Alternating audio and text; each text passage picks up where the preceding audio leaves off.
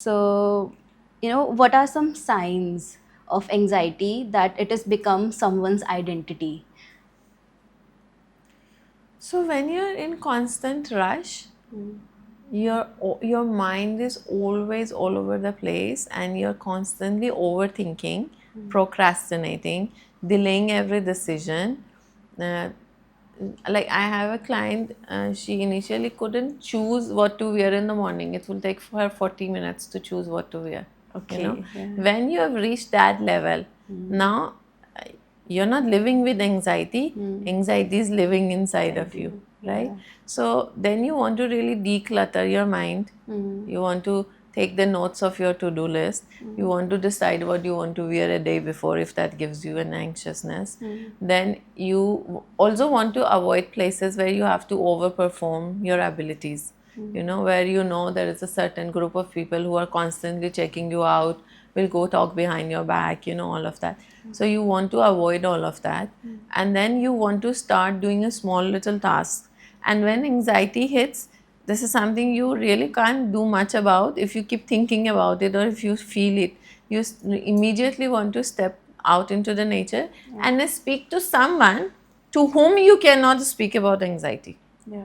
Because when you speak about anxiety, you'll add to it. But someone, let's say work related, so you taking away your mind from the situation. But if the constant rush, constant multitasking, never ending to do list, and your decisions are like now getting really delayed and you're procrastinating, you really don't know from where to start your day and how to end it, then you're definitely in a state of anxiety. Anxiety.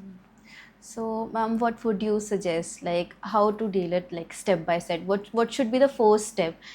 Dealing with it throughout the day. If you're having anxiety, one brain's, it just stops completely. We Yeah. don't know what to do, what to think. So, what would be your suggestion if I'm having anxiety? Let's say. So, what should be the first step? What should I think about? Like how The first to get out step is of to it? accept that at this moment I am under anxiety attack, Yeah. and right now I am kind of dysfunctional. I need to do something about this. Okay.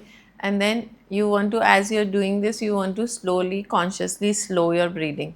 You want to slow your breath. Let's say, I'm talking like this, and then I am like, okay, this is anxiety, it's hitting me. I don't know what to do, it is hard. And slowly, consciously, now I'm holding my breath as I'm talking to you. Yeah. And slowly, I'm settling down. Okay. So, and then, as I said, you also want to immediately speak to someone to whom you cannot share about your anxiety. Yeah. It can be a work thing or a friend who doesn't know yet you get an anxiety attack, or you have to order something, you pick up the phone, talk to the salesperson, whatever. You really want to distract yourself, because what is anxiety is a endless loop of thoughts, right? And then it reaches at a level that your brain cannot anymore, diagnose it or decode it. Now there is too much of a rush and you don't know what to do with that. So you need to slow it down, right? And then if you can, stepping out.